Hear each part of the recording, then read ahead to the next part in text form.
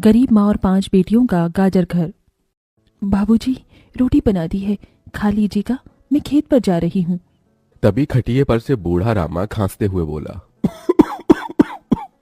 अरे बहू, ये ले, मेरी शॉल लेती जा, बाहर बड़ी ठंड पड़ रही है।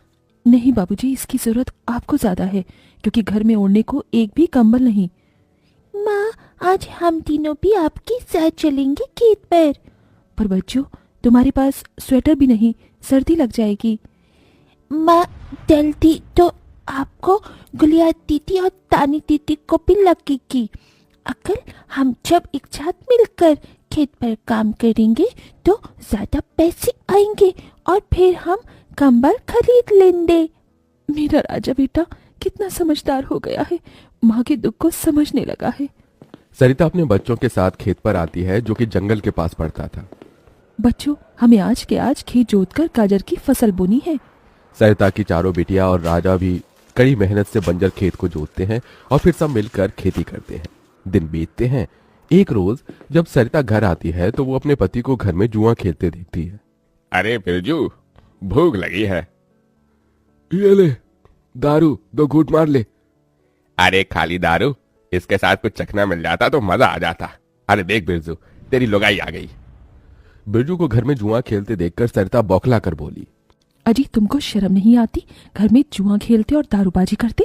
तो फिर बोली, अरे जानती नहीं, पति परमेश्वर होता है और पत्नी की जगह पति के पैरों में होती है। चल जल्दी से मेरे लिए अंडा ऑमलेट बना और गरम रोटी भी। तुम्हें अब मुफ्त का खिलाने को राशन नहीं मेरे पास। 6 बच्चे हो गए हैं, जानती भी हो इन सब का पेट कितनी मुश्किल से पाल रही हूँ मैं। तुम्हें तो जिम्मेदारी से मतलब ही नहीं। घर में बूढ़ा बीमार पिता है, तुम तो कमाने गए थे ना, फिर क्या हुआ? आते ही पैसे मांगने लगी। पति ने खाया पिया कि नहीं ये तेरा बाप पूछेगा। नशे में तो बिरजू सरिता से अकड़ते हुए अपनी चमड़े की चप्पल निकालकर उसे बहुत पीटता है। ये ले, और लड़ाई की जबान। मैं कमाता नहीं तो क्या इस घर में मेरी इज्जत नहीं होगी? ये ले। बचाओ, ओह बचाओ, माँ को मत मारो पिताजी। तभी लड़खड़ाते हुए बिछौने से उठकर बूढ़ा रामा कहता है, अरे निकम्मे, छोड़ दे बहू को, निकल जा इस घर से तू, और फिर कभी शक्ल मत दिखाना। अरे ये मेरा घर है, मैंने बनाया है इसे। बिरजू चला जाता है। तभी रामा रोते हुए बोलता है, अरे जाने कैसे उड़ाऊं बेटे को जन्म दे दिया है मैंने। मेरे हाथों भारी गलती हो गई जो इसे तेरी शादी कराई। बहू माफ कर दे मुझे।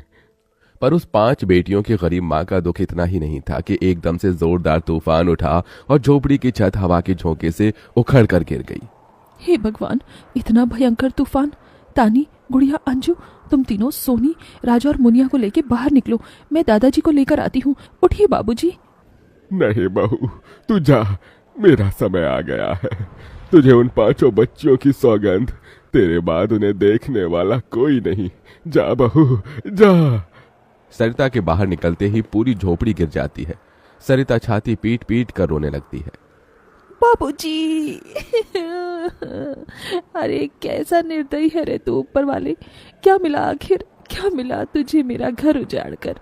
तू खुद तो अपने घर में सो रहा है और मेरी 5 बेटियों को बेघर कर दिया। जवाब दे, तू बोलता क्यों नहीं? सरिता को टूट कर रोता देखकर उसकी 5 बेटी भी बिलख बिलख कर रोती है। चुप हो जाओ माँ, रो मत। माँ, मुझे जल्दी ठंड लगती है। हे भगवान, इतनी बर्फ गिर रही है, मुझे इस ठंड से अपने बच्चों को बचाना होगा। सरिता सबका दरवाजा खटखटाती है, मगर कोई भी मुसीबत में उसकी मदद नहीं करता। हार कर वो अपने जंगल वाले गाजर के खेत में आ जाती है और सब रात भर ठंड से कांपते ठिठुरते हुए बीतती है। माँ, बहुत भूख लगी है। हाँ माँ, मुझे भी भूख लगी है। तभी सरिता की सबसे बड़ी बेटी तानी खेत में देखती है जहाँ लाल लाल गाजर उगे थे। देखो माँ, हमारे खेत में तो गाजर तैयार हो गए हैं। फिर तानी अपने सभी भाई बहनों को गाजर तोड़ कर देती है। ये लो मेरी बहनों, गाजर खा लो। अपनी बेटियों को ठंड में ऐसे देख उस गरीब माँ का मन अपार दुख से भर जाता है। अपनी इस गरीब लाचार माँ को माफ कर देना बच्चों, तुम्हें ये ठंड भोगना पड़ रहा है। तभी एकदम से दिन का माहौल रात सा हो जाता है और तेजी से बर्फ गिरने लगती है। बाप रे बाप, एकदम से इतनी ठंड, ऐसी तो बिना घर के हम बच नहीं पाएंगे। तभी सरिता अपना आंचल उन पर उड़ाती है, मगर बच्चे थरथरा उठते हैं कि एकदम से गुड़िया कहती है, माँ, तानी दीदी, हम अपना घर बना सकते हैं। मगर कैसे बिटिया, हमारे पास पैसे भी तो नहीं। माँ देखो, हमारे खेत में कितने सारे गाजर उगे हैं, हम इसी से अपना घर तैयार करेंगे, पर हम सबको साथ मिलकर मदद करनी होगी। राजा बेटा, जब तक कि हम गाजर घर तैयार नहीं कर लेते, तुझे अपनी छोटी बहनों का ख्याल रखना होगा। रखेगा ना? हाँ माँ, रखूंगा। सरिता आग जलाकर अपने दोनों सबसे छोटे बच्चों को उसके पास बिठा देती है और खुद अपनी चारों बेटियों के साथ उस भयंकर ठंड में गाजर घर बनाने लगती है। अंजू, सोनी, गुड़िया, तुम दोनों मुझे और तानी दीदी को गाजर तोड़ तोड़ कर दो, हम घर बनाते हैं। ठीक है माँ। गरीब माँ बेटियां मिलकर गाजर घर बनाती हैं, मगर घर एकदम से ढह जाता है, जिससे सरिता दुखी हो जाती है। कितनी मेहनत से ये गाजर घर बनाया था हमने, मगर सारी मेहनत बेकार चली गई। तभी चारों बेटियां रोते हुए गाकर अपनी माँ को हिम्मत देती हैं।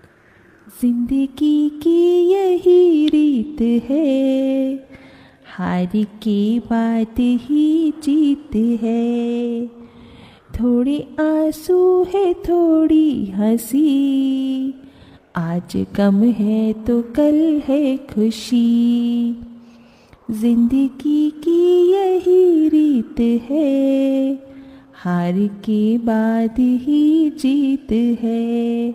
मेरी बच्चियों। रोते हुए सरिता अपनी बेटी को गले से लगा लेती है। वो फिर कोशिश करते हैं, कई बार उनका गाजर घर बिगड़ता है। तभी गुड़िया कहती है, माँ, अगर हम अपना गाजर घर मजबूत बनाने के लिए पहले लकड़ी फट्टे से ढांचा बना लें, तो फिर हमारा गाजर घर नहीं गिरेगा। सब ऐसा ही करते हैं, जिससे उस बार उनका गाजर का घर मजबूत बन जाता है। सरिता अपनी पांचों बेटियों और बेटे के साथ घर के अंदर आती है। तब जाकर उनके शरीर को गर्माहट महसूस होती है। अरे वाह माँ, दीदी, आप सबने कितना सुंदर गाजर घर बनाया है, और ये कितना गुलाम भी है। तभी सरिता अपने बेटे बेटियों का मुंह देखती है। सबकी आंखों में भूख थी। मैं जानती हूँ तुम सबको भूख लगी है ना, अपनी माँ को एक दिन दे दो, मैं कल काम ढूंढ लूंगी। ठीक है, आज हम ये गाजर खाकर सो लेंगे। आप भी खा लो ना माँ, आपने 2 दिन से कुछ नहीं खाया। सोनी अपने नन्हे हाथों से अपनी गरीब माँ को गाजर खिलाती है। अगले दिन सरिता ठंड में इधर से उधर काम ढूंढने भटकती रहती है, मगर कोई उसे काम नहीं देता। इधर अब उसके खेत के गाजर भी खत्म हो गए थे, जिससे उसकी बेटियां भूखी थी और उसकी दुधमुही बेटी भूख से रोई जा रही थी। माँ, मुन्या को भूख लगी है, उसे खाना चाहिए। छोटी बच्ची खाना नहीं खाती राजा, इसे दूध पीना है। हे बसुरी बजैया, एक माँ की ममता की इतनी भी परीक्षा मत लो कि वो अपने बच्चे को दूध भी ना पिला सके। तभी सरिता को द्वार पर एक गाय के रंभाने की आवाज सुनाई दी। माँ, लगता है बाहर गाय आई है। सरिता अपनी बेटियों के साथ बाहर आकर देखती है तो गाय के थन से दूध की धारा बहे जा रही थी। इस गाय के थन में कितना दूध गिर रहा है। सरिता गाय का गर्म दूध अपनी बेटी को पिलाती है। तभी गाय उसके खेत में जाकर गोबर कर देती है, जिससे एकदम से जादू होता है और खेत लाल चमकदार गाजर से भर जाता है। माँ, ये तो कोई जादुई गाय लगती है। देखो, हमारे खेत में कितनी गाजर हो गए। हाँ गुड़िया, मैं जादुई गाय हूँ। मुझे वरदान प्राप्त है, जिस भी बंजर खेत में मैं गोबर करूंगी वो फसल से भर जाएगी। मैं इससे पहले भी तुम्हारे खेत में आई थी। इसका मतलब गौ माता, आपकी वजह से उस वक्त भी मुझ गरीब के बंजर खेत में गाजर उगी थी। आपका कोटि कोटि धन्यवाद गौ माता। माँ, तुम काम ढूंढ रही थी ना, अब मैं ढूंढना।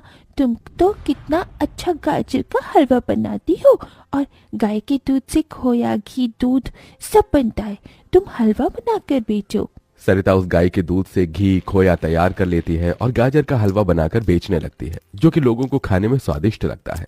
उसकी अच्छी कमाई होती है, जिससे उसकी आर्थिक स्थिति ठीक हो जाती है और वो गाय उसके गाजर घर के बाहर बंधी खेत के गाजर और घर दोनों की पहरेदारी दिया करती है।